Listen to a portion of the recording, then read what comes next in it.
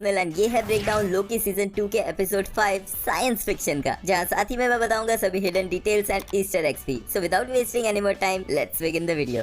Episode 5 की शुरुआत होती है मार्वल स्टूडियोज के लोगो पे, जिसमें कुछ चेंज तो नहीं है लेकिन यहाँ पर बैकग्राउंड म्यूजिक काफी डिप्रेसिंग है। जिसके बाद एपिसोड 4 के एंडिंग में दिखी ब्राइट लाइट फेड होती है और हमें दिखता है लोकी अकेला खड़ा टीवीए में। अब ये टाइम में कौन सा मोमेंट है वो क्लियर नहीं होता, लेकिन पूरे टीवीए में सिर्फ अकेला लोकी ही होता है। वो सबको ढूंढने की कोशिश करता है जहाँ वो वापस पहुंचता है उसी ऑटोमेट रूम में। लेकिन बैकग्राउंड में आप नोटिस कर सकते हैं कि इन सभी खानों में कोई भी पाए नहीं है। यहाँ पर टीवी में बैकग्राउंड में एक ऑटोमेटेड वॉइस रिपीट कर रही होती है कोड 1229, जो कि फेल सेफ मोड है। 1229 दिसंबर 29 भी हो सकता है, तो क्या इस डेट को मार्वल कुछ अनाउंसमेंट करने वाले हैं? बट देन सडनली वो फिर से टाइम स्लिप करने लगता है। अब सबसे पहले वो पहुंचता है टाइमलाइन मॉनिटर रूम में, जहाँ पे ऑलरेडी एक और लोकी खड़ा है जो टीवी की मैनुअल पढ़ रहा है। अब इससे पहले वो उससे हेलो कर सके वो फिर से टाइम स्लिप होता है और उसी टाइमलाइन मॉनिटर रूम के बाहर अपीयर होता है। फिर जब वो उस रूम के अंदर जाता है वो देखता है टेबल पे एक टीवी के मैनुअल, जिसे उठा के वो पढ़ने लगता है और उसके पीछे वही फिर से अपीयर होता है। यानी कि ये करंट लोकी कुछ टाइम पहले इसी लोकेशन पे पीछे था और वो खुद को ही कुछ सेकंड आगे के फ्यूचर में देख रहा था। यहीं पे वो टीवी की हैंडबुक को अपने कोट पॉकेट में रखता है, जिसका यूज हमें आगे देखने मिलेगा। अब सडनली पूरा टीवी ही अनरेवल होने लगता है, सिमिलर टू जैसे विक्टर टाइमली हुआ था पिछले एपिसोड के एंड में। एंड इंटरेस्टिंगली ये स्पेशल इफेक्ट बिल्कुल doctor strange in the multiverse of madness में स्कारलेट विच के रीड रिचर्ड्स को मारने वाले सीन से मैच करता है, जो मैंने पहले भी डिस्कस किया है। लेकिन यहाँ ऐसे लगता है कि ये सारे थ्रेड्स लोकी की तरफ आ रहे हैं और उसे पकड़ने की कोशिश करने वाले हैं, जिससे पहले ही वो टाइम स्लिप होकर वहां से निकल जाता है। एंड टाइमलाइन मॉनिटर के डिस्ट्रॉय होने से पहले हमें दिखती है एक लास्ट झलक मिस मिनट की, जो डायरेक्टली तो मिस मिनट का इकलौता अपीयरेंस है, लेकिन इनडायरेक्टली हिडन तरीके से वो हमें इस एपिसोड में कई सारी जगह दिखती है, जो मैं आगे बताऊंगा। एंड फिर दिखता है लोकी का लोगो, जहाँ पे थीम म्यूजिक के पीछे एक क्लॉक की टिक टिक सुनने मिलती है। लेकिन इस लोगो में भी थोड़ा सा चेंज किया गया है, एक हिडन ईस्टर एग रखा गया है। सीजन 1 और इस सीजन में भी इस लोगो रेबल में ये लोगो सिर्फ स्टाइल स्विच करता था, लेकिन इस एपिसोड में ये लोगो सेम रहता है लेकिन बार बार डिसअपीयर और रीअपीयर करता है, जो एक तरह से फोरशैडो कर रहा है इस एपिसोड में होने वाली इवेंट्स को, जहाँ लोकी भी इस तरह से डिसअपीयर और रीअपीयर होता दिखेगा थ्रू आउट टाइम। अब लोकी टाइम स्लिप होकर पहुंचता है 1962 कैलिफोर्निया में, जहाँ पर जेल में बंद हमें दिखता है केसी, जो जेल ब्रेक करके भागने की कोशिश कर रहा है अपने दो साथियों के साथ। एंड ये जेल एक्चुअल में है अल्काट्राज प्रिजन। अब अल्काट्राज एक रियल वर्ल्ड प्रिजन है, जहाँ पे 1962 में इसी तरह से 3 लोगों ने भागने की कोशिश की थी और इन तीनों के नाम थे Clarence Anglin, John Anglin and Frank Morris. And यहाँ पे केसी का नाम इस टाइमलाइन में फ्रैंक ही दिखाया गया है। अब ये कंसेप्ट सीजन 1 में दिखाए गए इसी तरह के रियल लाइफ इंसिडेंट से लोकी को जोड़ने से मैच करते हैं। सीजन 1 के एपिसोड में दिखाया गया था कि लोकी ही डीबी कूपर था, जिसने 1971 में बहुत सारे पैसे चुराकर एक एयरक्राफ्ट हाईजैक कर लिया था और उसकी आइडेंटिटी अभी भी अननोन है। तो इसी तरह से यहाँ पे दिखाया गया है कि फ्रैंक मॉरिस एक्चुअल में रियल लाइफ केसी था। अब अल्काट्राज का रेफरेंस पहले भी मार्वल की कॉमिक्स में किया गया है, लेकिन लाइव एक्शन में एक्स-मैन द लास्ट स्टैंड की फाइनल बैटल इसी लोकेशन पे हुई है। यहाँ पर केसी एज फ्रैंक अपने साथियों से कहता है कि अगर वो लोग उन्हें पकड़ेंगे तो they are going to gut them like fish. अब ये रेफरेंस है लोकी सीजन 1 के फर्स्ट एपिसोड में लोकी और केसी के इंटरेक्शन का, जब लोकी ने उसे इसी तरह से कहा था, Give me the Tesseract or I'll gut you like a fish. And weirdly Casey का रिप्लाई था, What's a fish?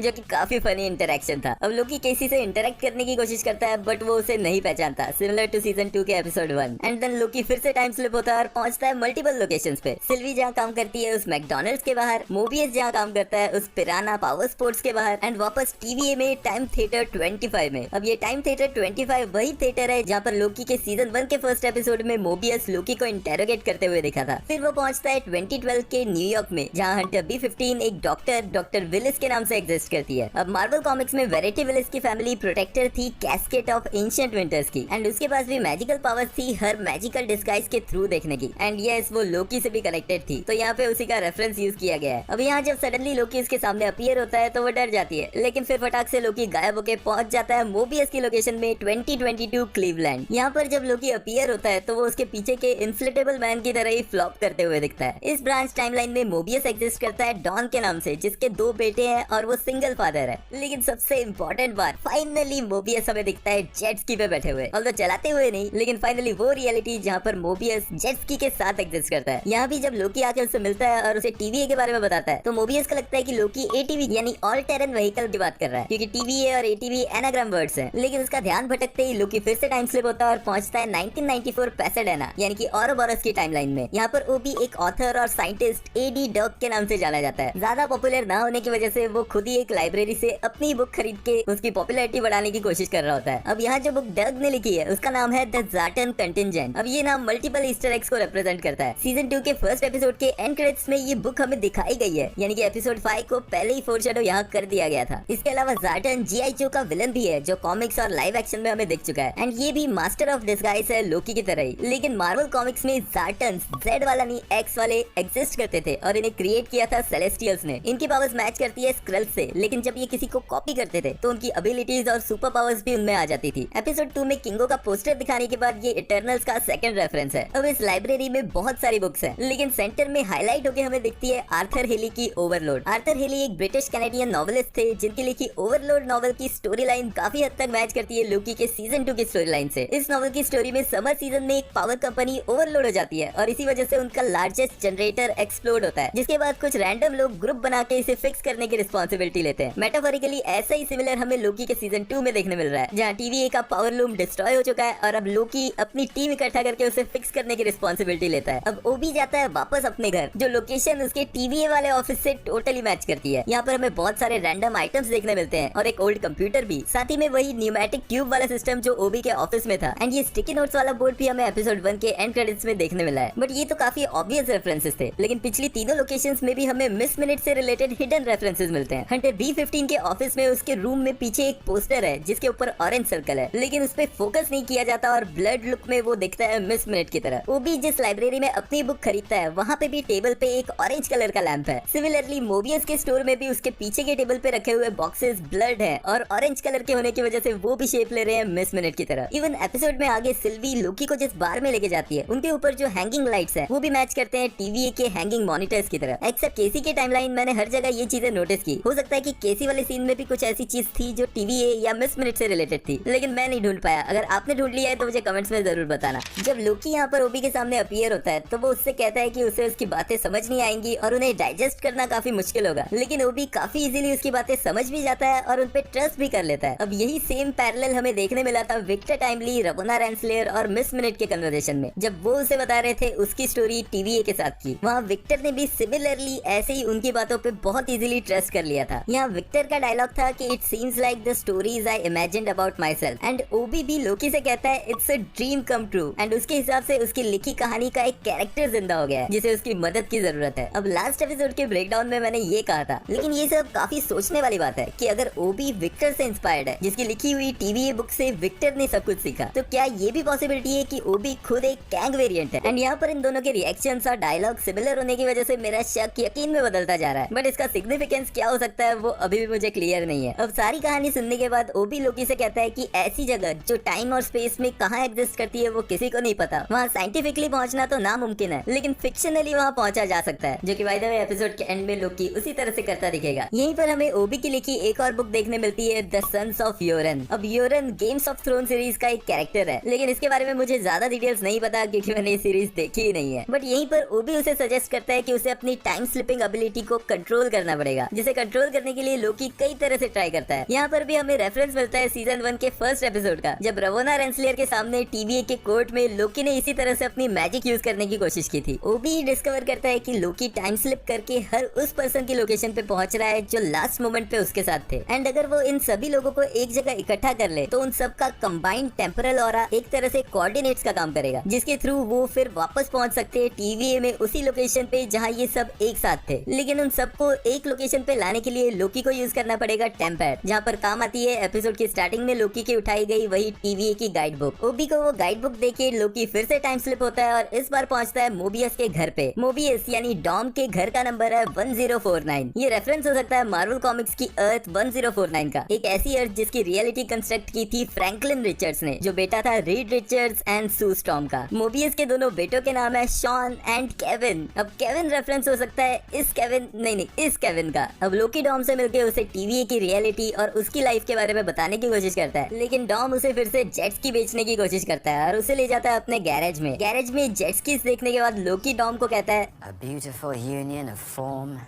and function. ये रेफरेंस है लोकी सीजन 1 के एपिसोड 2 में मोबियस के कहे हुए इस डायलॉग का। In the early 1990s, for a brief, shining moment, there was a beautiful union of form and function, which we call the jet ski.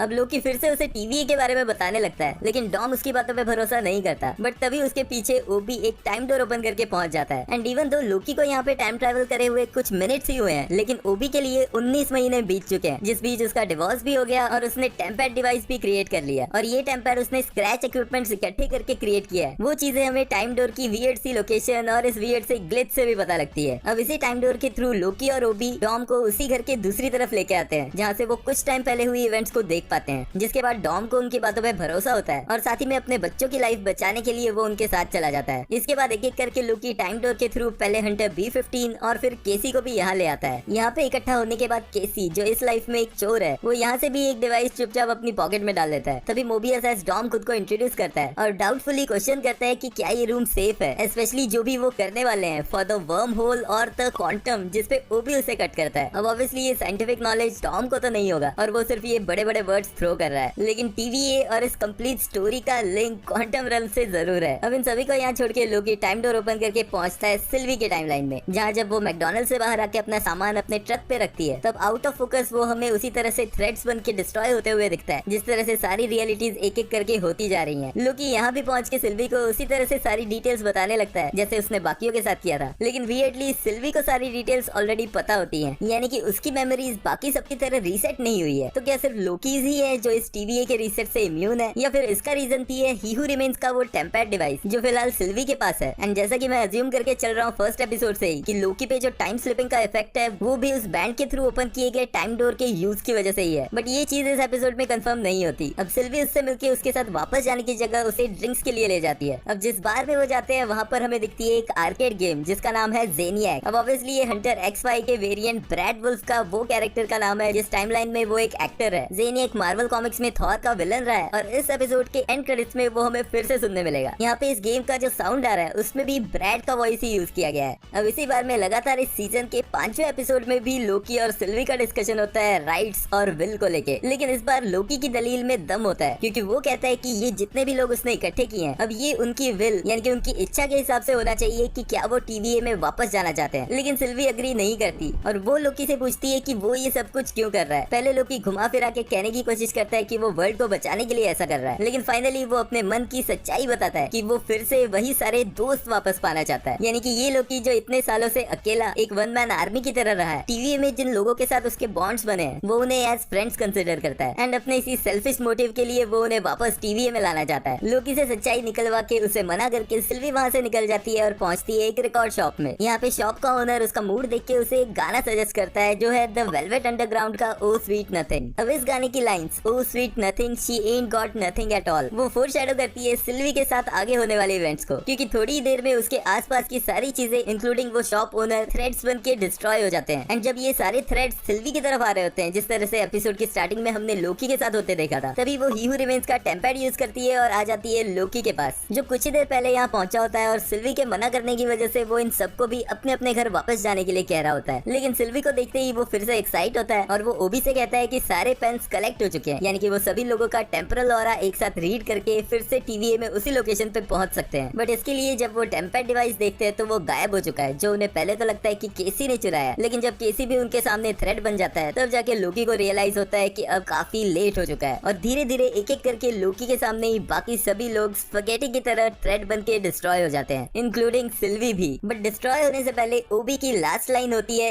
It was a fiction problem, जिस चीज को लेके लोकी और ओबी पहले बहस कर रहे थे। यानी जब ओबी उसे एक्सप्लेन कर रहा था कि साइंटिफिकली इसे फिक्स नहीं किया जा सकता लेकिन फिक्शनल तरीके से इसे फिक्स किया जा सकता है। एंड अब जाके लोकी रियलाइज करता है कि उसकी पावर कंट्रोल करना उसी के हाथ में है, यानी कि टेक्निकली या साइंटिफिकली नहीं, इमोशनली यानी कि फिक्शनल तरीके से। अब सभी डिस्ट्रॉय होती टाइमलाइंस के बीच लोकी को सुनाई देती है मल्टीपल आवाजें, जिनमें डग की वही लाइन जो उसने अभी कुछ देर पहले गई थी, सिल्वी की line everything's falling apart, Don की line I have to go back to see my boys. ये सारे रीसेंट डायलॉग्स थे, लेकिन पास्ट के भी कुछ डायलॉग जिसमें लोकी और सिल्वी का बार वाला कन्वर्सेशन, सीजन 1 में मोबियस और हंटर B-15 के dialogues and season 1 episode 3 Lamentis planet पे हुए लोकी और सिल्वी के डायलॉग के साथ जब सिल्वी कहती है कि it's like Lokis are meant to lose. ये आवाज सुन के लोकी एक इमोशन फील करता है, मोस्ट प्रोबब्ली सिल्वी को फिर से खोने की, और वो किसी तरीके से अपनी इस टाइम स्लिपिंग पावर को कंट्रोल कर पाता है। जिसके बाद सबसे पहले तो वो सिर्फ कुछ सेकंड्स पीछे जाता है जहाँ सिल्वी उसके सामने थ्रेड बनी थी, लेकिन फिर वो उसे कंट्रोल करके वापस पहुंचता है उस मोमेंट पे जहाँ सिल्वी जस्ट उस रूम में एंटर हुई थी। वो उन सबको बताता है कि उसने अपनी टाइम स्लिपिंग वाली पावर कंट्रोल कर ली है, क्योंकि it's not about where, when और व्हाई, यानी कि साइंस नहीं, इट्स अबाउट हु, यानी कि फिक्शन ही इसका सॉल्यूशन है। प्रैक्टिकली सोचे तो ये चीज टेक्निकली एक्सप्लेन नहीं की जा सकती, इसी रीजन से इसे इमोशंस के साथ जोड़ के दिखाया जा रहा है। अब लोकी कहता है I can rewrite the story. Loki की गॉड ऑफ स्टोरीज नाम से एक कॉमिक्स एग्जिस्ट करती है एंड ये उसी चीज का रेफरेंस हो सकता है। अब फिर से अपनी पावर यूज करके लोकी टाइम स्लिप करके पहुंचता है एग्जैक्ट उसी टाइम लूम वाले रूम में जहाँ पर ओबी स्टेयर्स के सामने खड़ा है एंड यहीं पर ये एपिसोड खत्म होता है। अब ये कंफ्यूजन है कि ये एपिसोड 1 वाला सीन है या एपिसोड 4 वाला सीन, तो वो मैं क्लियर कर देता हूँ। ये सीन है वो एग्जैक्ट मोमेंट जहाँ एपिसोड 4 में विक्टर टाइमली गया था इसी स्टेयर से नीचे अपना सूट पहन के टेम्परल लूम को फिक्स करने के लिए, एंड इससे ये आइडिया लगाया जा सकता है कि फिनाले एपिसोड में लोकी यहाँ पर कुछ चेंज करेगा। मोस्ट प्रोबेबली विक्टर टाइमली की जगह वो खुद जाएगा इसे फिक्स करने के लिए। अब ऐसा करने पे होता क्या है, क्या लोकी इसे फिक्स कर पाएगा या फिर वो भी विक्टर टाइमली की तरह मर जाएगा, या फिर उसकी टाइम स्लिपिंग वाली एबिलिटीज उसे यहाँ डिस्ट्रॉय होने से बचाएंगी। ये सब कुछ सीजन फिनाले में ही पता लगेगा। बट हाँ, जैसे मैंने कहा था, इस एपिसोड में एक एंड क्रेडिट सीन है जो मैच करता है अवेंजर्स एंड गेम के साउंड वाले एंड क्रेडिट से। अवेंजर्स एंड गेम का एंड क्रेडिट्स ऑडियो ओनली था और यहाँ हमें सुनाई दिया था टोनी स्टार्क का हैमर वाला साउंड। वैसे ही इस एपिसोड के एंड क्रेडिट्स में हमें सुनाई देता है जेनियक का साउंड, यानी कि ब्रैड वुल्फ का साउंड, ये कहते हुए